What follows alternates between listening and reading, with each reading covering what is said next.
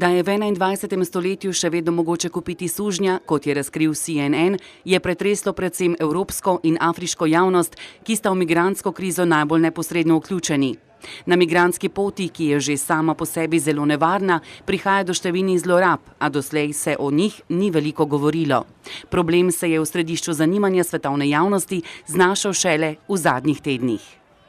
Unfortunately, the horrifying abuses which that video made evident, made obvious to the whole world are not new. They've happened for years.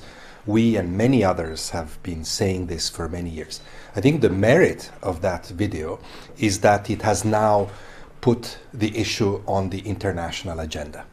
There's been an outcry, which I welcome, and there should be an outcry, but more importantly perhaps, we've heard finally authorities, Libyan authorities, international community talk about practical measures on how to respond to those abuses. Kljub zlorabam in nevarnostim, ki pretijo na morju, se mnogi v želji po boljšem življenju podajo na tvegano pot, tudi večkrat. I'm feeling really disappointed because I had a goal leaving my country. I was coming to go straight to Italy, but this is the second time being caught in water, so I don't know my fate now, and I cannot return back to my country. I don't really know what I'm going to do now. So I'm just waiting on God to do something.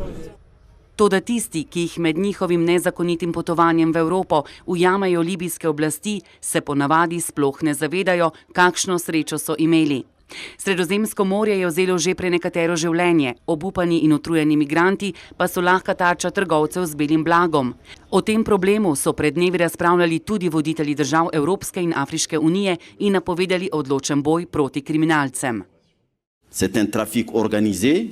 Pour arrêter ces phénomènes, il faut naturellement remonter à ces filières, remonter à leurs sources de financement, et je crois que cela nécessite la coopération de tous les États du monde.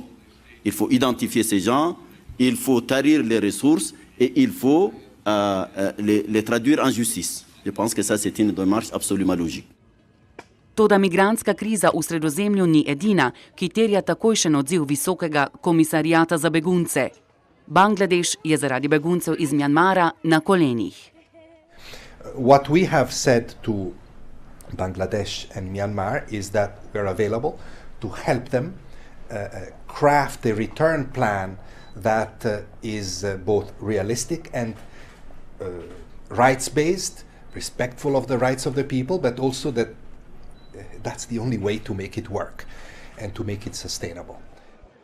A za uresničitev smelih načrtov ne bo dovolj samo govoriti o problemu. Potrebno bo zavihati rokave in uresničiti politične zaveze, ki vse prevečkrat ostanejo zgolj mrtva črka na papirju.